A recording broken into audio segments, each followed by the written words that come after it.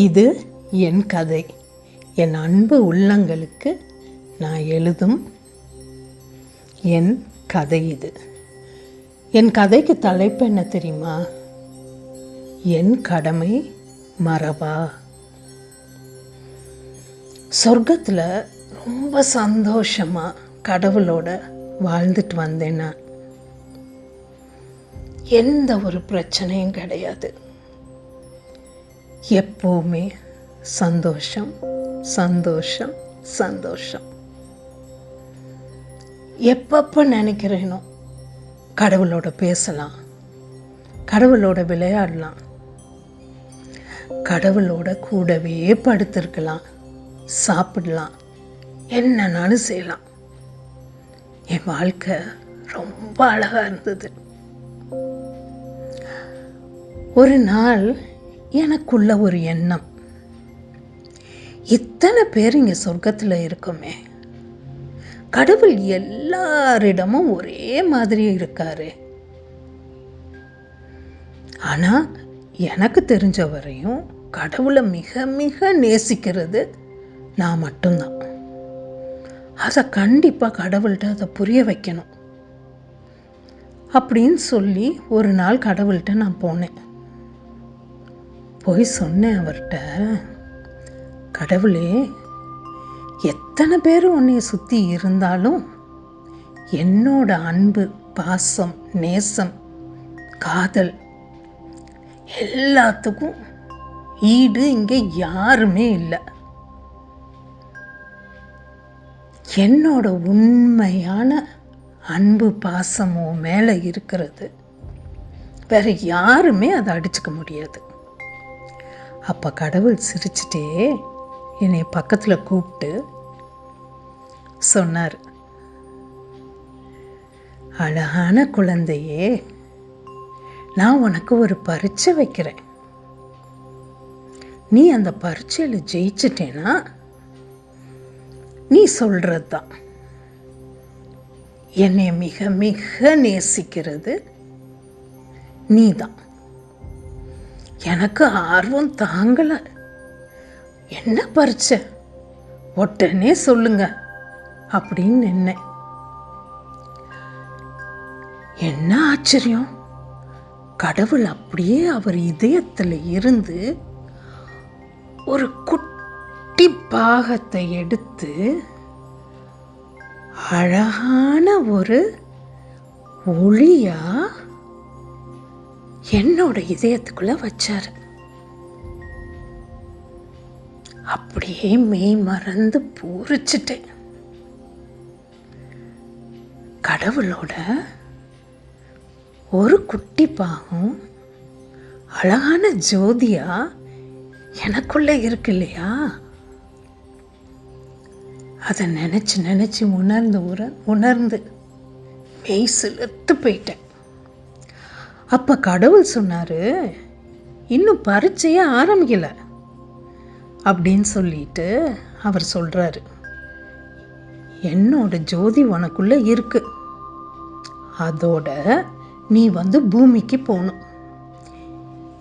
இன்னையிலிருந்து இத்தனை வருஷம் நீ பூமியில் இருக்கணும். இருந்துட்டு உன் காலம் அங்கே முடிஞ்ச பிறகு நீ திருப்பி அந்த ஜோதியை இதே மாதிரி புனிதமாக, பிரகாசமாக, அழகா என்கிட்டயே நீ கொண்டு கொடுத்துட்ட அப்படின்னா நீ ஜெயிச்சிட்ட அப்படின்னு சொன்னோன்னே ஒரு பக்கம் கவலையாக இருக்குது, கடவுளை விட்டுட்டு நம்ம போகணுமே அப்படின்ட்டு. ஆனால் இன்னொரு பக்கம் நான் என்னோட காதலை ப்ரூவ் பண்ண போகிறேன் இல்லையா அப்படின்ற ஒரு ஆர்வமும் இன்னொரு பக்கம். சரின்னு சொல்லிட்டு கடவுள் என்னை கிளம்ப சொல்லிட்டார். திண்டுக்கல்னு ஒரு அழகான குட்டி நகரத்தில் எங்கள் அம்மா அப்பாவுக்கு நான் பிறந்தேன். மூத்த பிள்ளையாக பிறந்தேன். ரொம்ப சந்தோஷமான வாழ்க்கை. எனக்கு ஒரு குட்டி தங்கச்சி, எங்கள் 2 பேருக்கும் ஒரு குட்டி தம்பி. வாழ்க்கை ரொம்ப நல்லா போச்சு, ரொம்ப சந்தோஷமாக இருந்தது. என்னென்ன வேணுமோ எல்லாமே எனக்கு கிடைச்சது. வாழ்க்கை அப்படியே போயிட்டு இருந்தது. நான் வளர்ந்து வளர்ந்து வளர்ந்து வர வர வர எல்லா விஷயத்தையும், என்னை சுற்றி இருக்க விஷயத்தை எல்லாமே கொஞ்சம் கொஞ்சமாக புரிய ஆரம்பிச்சுது. சின்ன வயசில் பண்ண சேட்டை, குறும்பு, ஃப்ரெண்ட்ஸோடு சேர்ந்து செய்யக்கூடாததெல்லாம் செஞ்சு அப்பா அம்மாட்ட அடி வாங்கி அந்த மாதிரி வளர்ந்தேன். நல்ல விஷயங்கள், நல்ல சிந்தனைகள், எண்ணங்கள் எல்லாம் சொல்லி கொடுக்கறதுக்கு எங்கள் அப்பா அம்மா எப்பவும் இருந்தாங்க.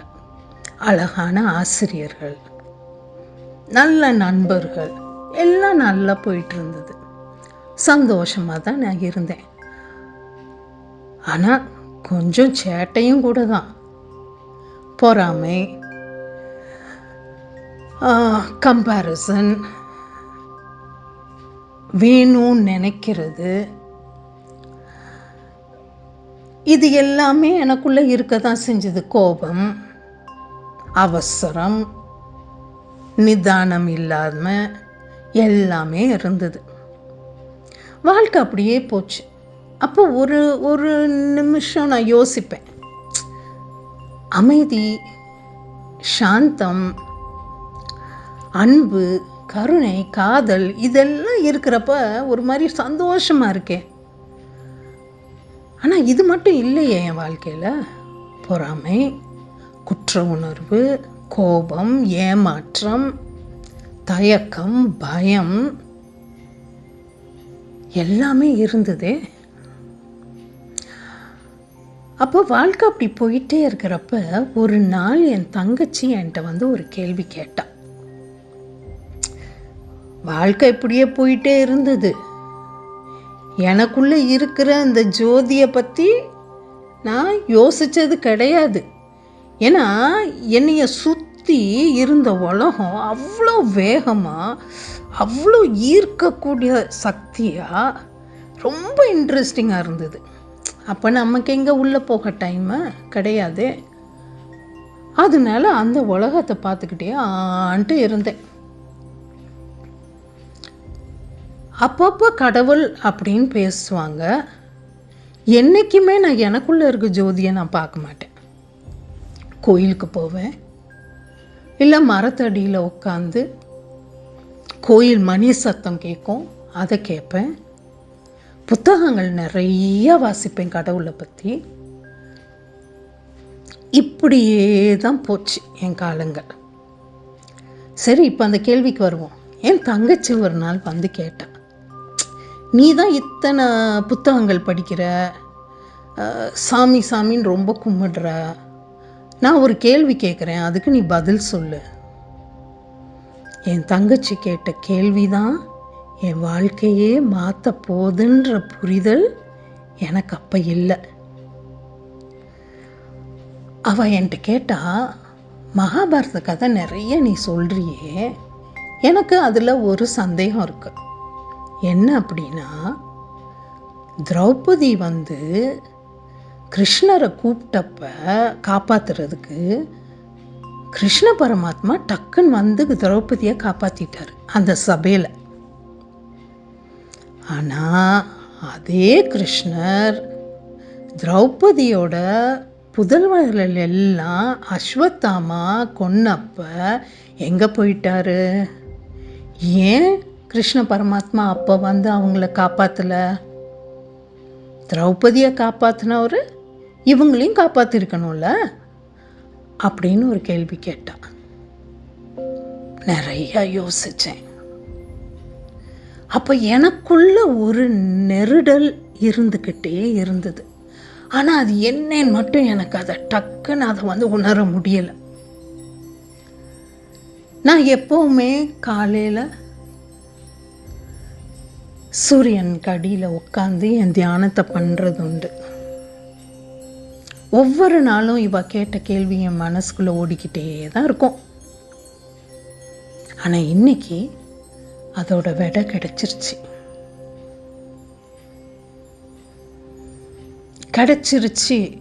அப்படின்னு எப்படி நான் சொல்கிறேன் அப்படின்னா, இவ்வளோ நாளும் எனக்கு வந்த ஒரு பதில் மனசில் ஒரு அமைதியோ ஒரு திருப்தியோ ஒரு நிறைவை கொடுக்கல.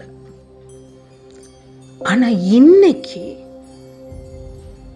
அந்த அழகான தருணத்தில் காலையில் ஒரு 6 மணிக்கு அந்த வேப்பமர காற்றுக்கு அடியில் எனக்கு வந்த பதில் மனசுக்கு ரொம்ப நிறைவாக இருந்தது. அதை கண்டிப்பாக உங்கள்கிட்ட பகிர்ந்துக்கணும்னு ரொம்ப ஆசை. அதனால தான் இந்த கதையவே நான் எழுத ஆரம்பித்தேன். எனக்கு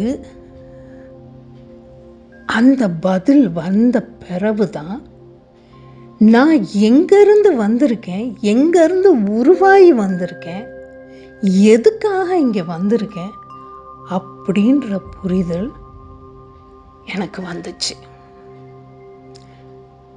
நான் வந்தது சொர்க்கத்திலேருந்து, கடவுளோட இதயத்திலிருந்து ஒரு பாகத்தை ஜோதியாக எனக்குள்ளே எடுத்துட்டு கடவுள்கிட்ட அதை பத்திரமா நான் வச்சிருப்பேன், நீங்கள் சொல்கிற வரையும் பூமியில் இருந்து அந்த ஜோதியை அதே தூய்மையோட நான் திருப்பி உங்கள்கிட்ட கொண்டாந்து கொடுத்து என்னோட அன்பு உங்கள் மேலே இருக்கிறது மிக மிக மிக அழகானதுன்றத நான் உறுதியாக அதை காமிப்பேன் அப்படின்னு சொல்லிட்டு வந்தேன் அப்படின்றத என்னால் உணர முடிஞ்சது. இங்கே நம்ம யோசிக்க வேண்டியது ஒன்று இருக்குது.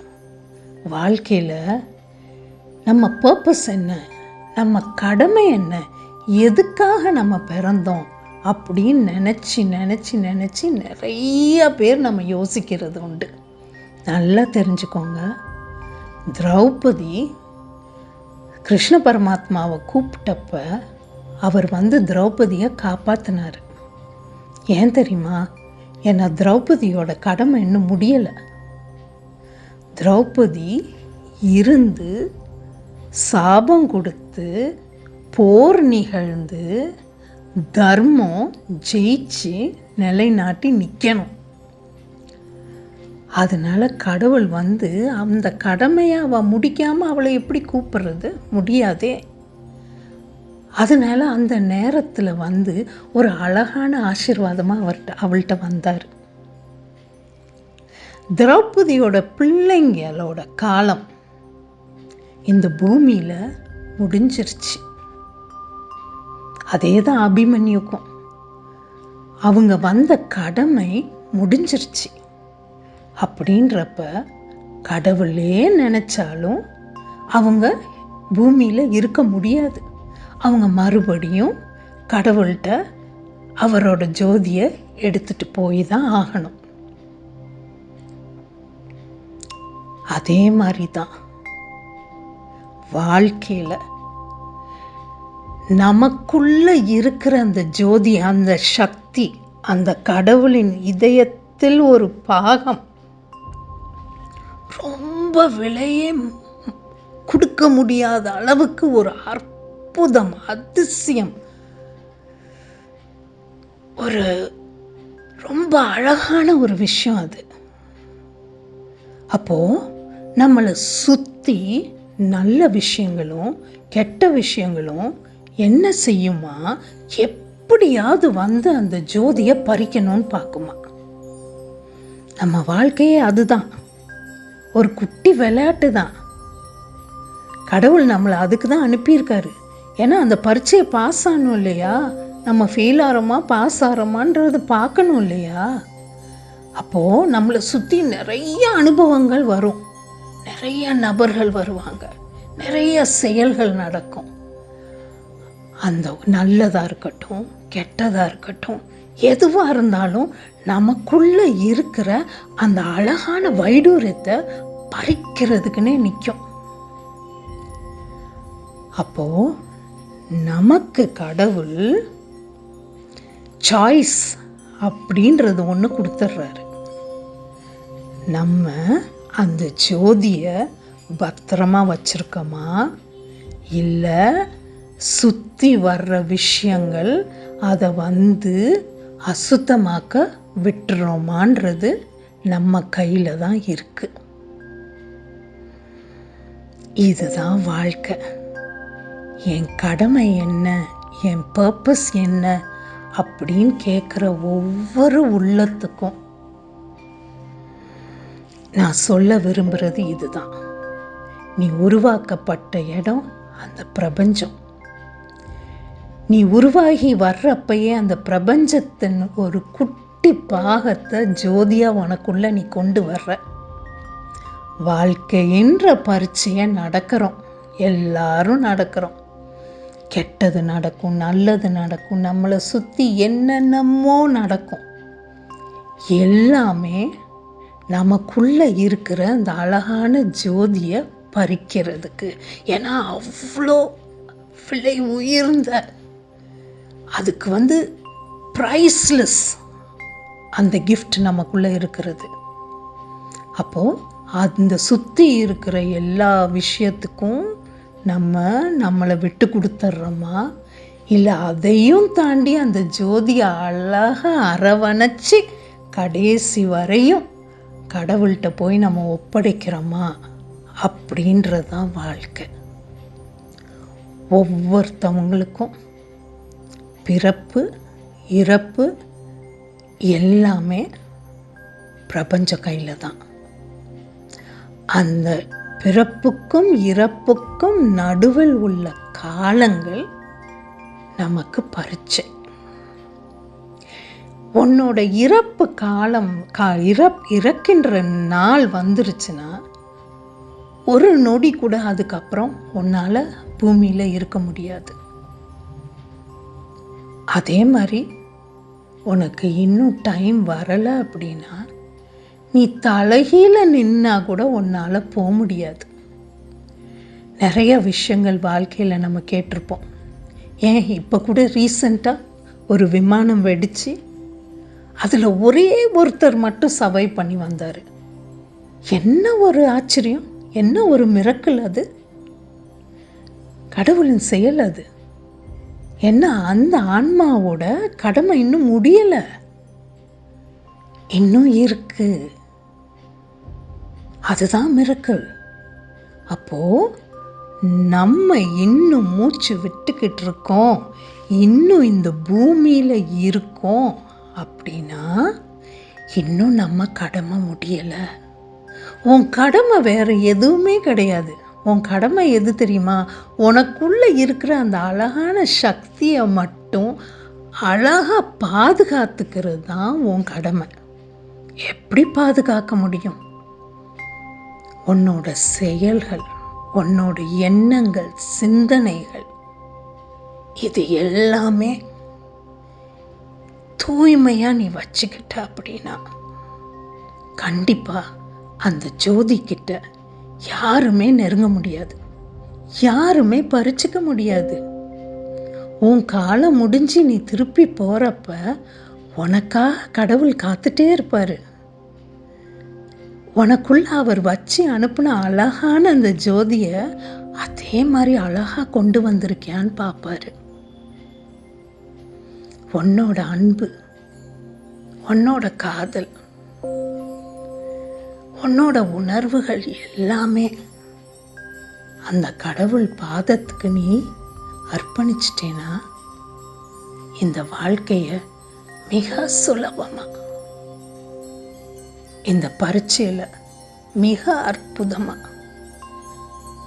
உன்னால் கடந்து மறுபடியும் மாபெரும் ஜோதியோடு நீ இணைய முடியும்.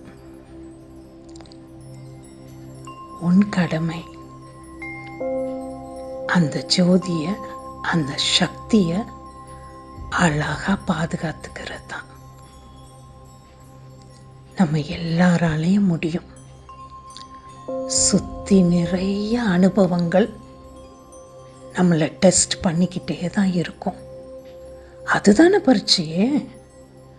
அதெல்லாம் தாண்டி அந்த அழகான வைடூரியத்தை காப்பாற்றி மறுபடியும் கடவுள்கிட்ட போய் நம்ம ஒப்படைக்கணும்.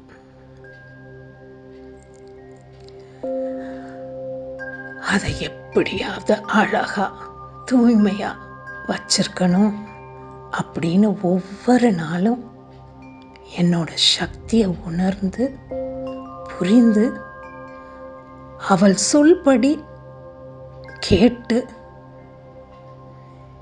இருக்கணும் அப்படின்ற ஒரு உறுதியோடு தான் நான் வாழ்ந்துட்டுருக்கேன். என் காலம் எனக்கு பரீட்சை இன்னும் எவ்வளோ நாள் இருக்குது அப்படின்றது எனக்கு தெரியாது. எவ்வளோ நாள் இருக்கணுமோ அவ்வளோ நாளும் என்னோட சக்தியை தூய்மையாக வச்சிருக்கணும் அப்படின்ற ஒரே ப்ரேயர் தான் எனக்கு. அதுக்கு அந்த மாபெரும் சக்தி என் கூடயே துணையாக எனக்கு ஒரு ஸ்ட்ரென்த்தாக ஒரு உறுதியை எப்பையும் கொடுக்கணும். இது எனக்கு மட்டும் இல்லை, நம்ம எல்லாருக்கும் தான். இனிமேல் உன் கடமை என்னன்னு உனக்கு தெரியும்ல. Stay blessed.